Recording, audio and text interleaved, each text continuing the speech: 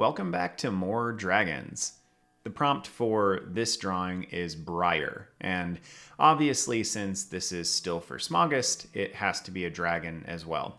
But this prompt is a little bit later on in the cycle, and as you might imagine, and as you might have experienced yourself, I'm getting a little bit tired. Not tired of dragons, not even really tired of drawing, but just kind of tired of doing something like this every single day. I find that I need to bounce back and forth between things usually in order to maintain some sense of consistency, some ability to work constantly on my artwork. So, in addition to talking about how I lay out this piece, I also want to talk about pushing through that, and predominantly a couple of strategies that I use to push through things and how I start working on pieces. First off, you'll notice that although this is a large piece, this is going to take up the whole page, I started on the character, and then I'm starting on the face of the dragon. And the reason for this is very simple. If the character goes wrong, if I get Andorra in there and she doesn't look quite right, nothing else will matter.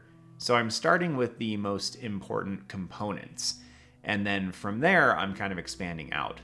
This is sped up a little bit, but we're probably only about 5 to 10 minutes worth of drawing in right now, if even that much.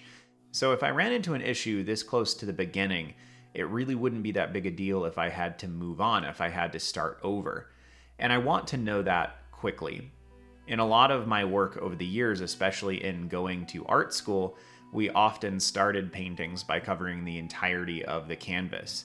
And I think that's a wise notion. But the problem is, if you work that way with everything, that you work broadly, working slowly into the smaller details, you can oftentimes get hours into a piece and finally get to the most important thing, only to figure out you either don't have the skill to do it, you didn't do your research and planning enough to do it, or it just didn't turn out well.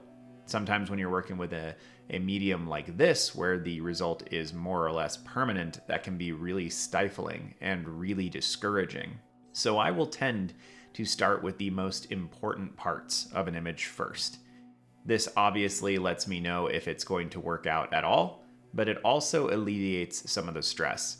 For me, the planning stage is basically stressless. Getting the sketch on there, I feel no emotions. Except for maybe even just some subtle excitement.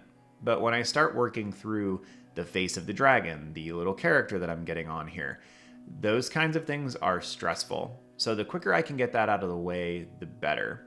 But the other aspect to this is that those things are often the most fun for me and the most rewarding. The dragon's heads are generally what I put the most time into, and they are the most fun for me. In fact, part of what's been so lovely about this challenge is that it's forced me to do the entire body of most of the creatures that I'm working on. I have, over the years, concentrated primarily on side views and front views of heads. And that is fun, but when I'm trying to construct entire creatures, it is hampering. It keeps me down. It doesn't allow my skill to progress and grow in the way that I would like to. But that being said, I still tend to focus on the head at the beginning because, again, if the head works out, the rest of it's probably going to be fine. And it's more fun, and it's more enjoyable for me to work on in that capacity. And that would be my recommendation to you if you are struggling with stress and anxiety in your pieces, is to start working on either the pieces that are the most difficult, that are the most important, i.e. the ones that if they don't work out, the whole image won't work out, and the ones that are most important to you. They're filled with joy, they're fun. So I find that structuring things that way will usually allow me to keep working through even when I'm tired, because I'm giving myself the fuel. If I'm working on things that are exciting for me, that gives me more of an impetus to keep going. If I'm working on the things that are stressful for me, I'm getting them out of the way so that the rest of the drawing doesn't carry that. I'm sure most of you have been in a situation where you're working on an art project of some kind and you find yourself dreading a particular component. You keep dodging it, you keep reworking the clouds, going back to the landscape in the background, whatever it might be, but you're dodging that thing that is scary, that thing that is intimidating. And when you finally get to it, Maybe you're tired because you've been working on the piece. Maybe you've created something bigger in your head. You've made a mountain out of a molehill because you've thought about it too long. And generally, it doesn't go quite as well as you wanted. Now, getting to work on it early isn't necessarily going to make it come out better, but it's setting you up with a better chance of it turning out well. In addition, you have the ability to start over or to continue to modify the details on something if you started at the beginning. Let's say that I started this particular drawing and the little witch girl came out just fine, but as I'm starting to put in the lines for the dragon itself, something goes awry. Well, I've got a couple options. I could start the whole drawing over and lose 5 to 7 minutes worth of work, which is not that big a deal. I could see if the new lines that I put down, maybe my pen ran, right? Like the ink didn't work out the way I wanted it to. I could see if I could turn that into something that is operable, something that is going to function well and be interesting. I could take a white acrylic pen and go over the top of the parts that I messed up and just continue on. I actually did that yesterday. I had a couple smudges that popped up because I've got some new pens that dry a little bit more slowly than the stuff I've been working on traditionally. And it's been a boon to know that if I make a mistake, I can actually just white it out. I never used whiteout growing up. In fact, in my early years of teaching, I thought whiteout was this cop-out. It's funny, all of the things that we memorize or take in from schooling and from our own prejudices when it comes to art. And then we just hold on to them like they're facts. There's no reason why you have to avoid using certain media or use certain media, especially if you're not working professionally. Like if you're just working for yourself, which I imagine most of us are in that scenario, then there isn't really a reason why you should or shouldn't use a particular material. And even if you're working professionally, I think there's less of that than people expect.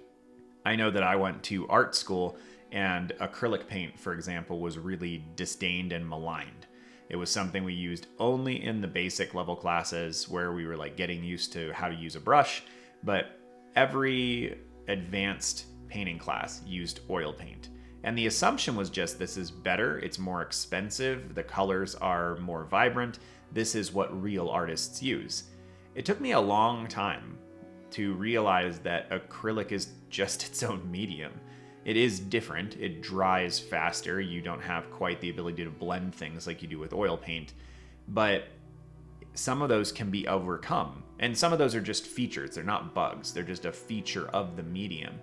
And so I've started using more acrylic lately because I tend to bounce around between things. Just like as you're watching me draw this, I'll do a little bit of work on the arm and then I'll go work on some rocks, and then I do that with my paintings too. And when I do that with oil paints, especially if I don't come back to that painting for a couple days, all of the blendability kind of disappears. And then it's this fight to try to get the medium to do what I want. But if I'm working on an acrylic piece, I can put in 15, 20, 30 minutes of painting time and come back 5 days later and just resume. Just pour myself some new paint and go. And it's really easy to manage. I don't know that I will stick there forever, but I tend to avoid oil painting because it's stressful and anxiety inducing for me. And if acrylic allows me to paint more frequently, which as of late it has, then perhaps even my forays into oil paint will be more productive because I will have been painting more frequently. All of this, I suppose, to say that if you find a way to approach the things that are stressful and anxiety inducing for you in art first, in the beginning stages of that project, you are going to set yourself up much, much better. The things that are going to loom overhead are going to be solved, or you're going to figure out that they did go poorly and you need to make other decisions. This is actually why a lot of times nowadays when I start a painting, I start with the eyes. If I'm painting a bird or a person, I start with the eyes, because if they don't work, nothing works. But growing up and even fighting my own instincts from the things that I learned in art school, that is the wrong way to paint. Of course, it's not the wrong way to paint, but that's what I thought for a long time. I feel like so much of working on art, especially as an adult, is unlearning a lot of things that your teachers taught you.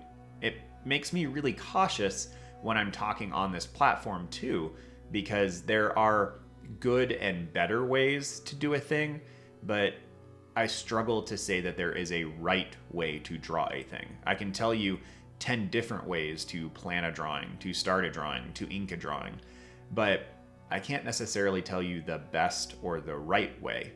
But I can give you all the reasons for why you might choose different paths and why I choose them. I can definitively say that like this is the right way for me, but I've also managed to bash my head against the wall enough times learning different strategies to know what I enjoy and what also is effective and productive for me.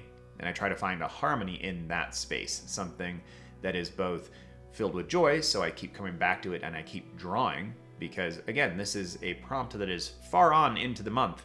And if I didn't stick to it throughout the whole process, if I hadn't done fun things, I wouldn't be here finishing the last pieces of this puzzle. So the joy is essential, but you also have to overlap that with like productive and efficient, at least if you're me.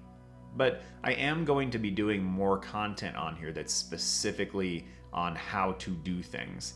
And don't mishear me, I'm not going to tell you this is the right way to do something nearly as much as I'm going to go.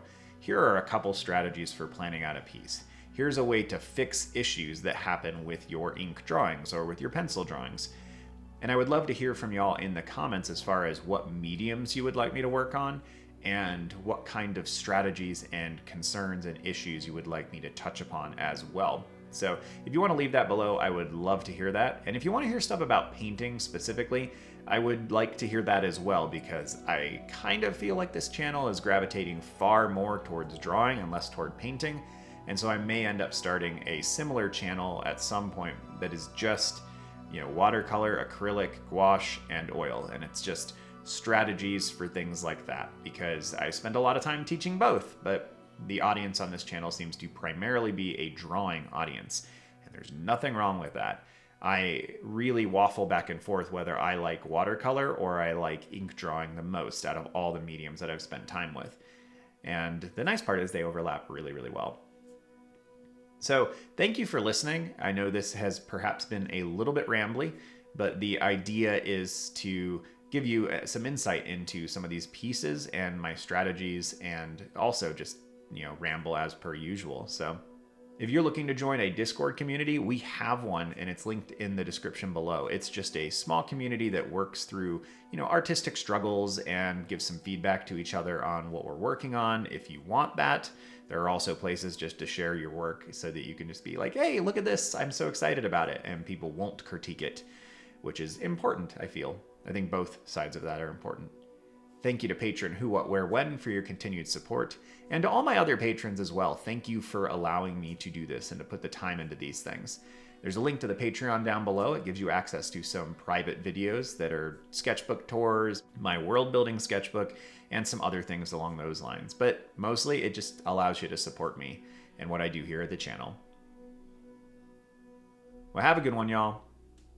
See you soon.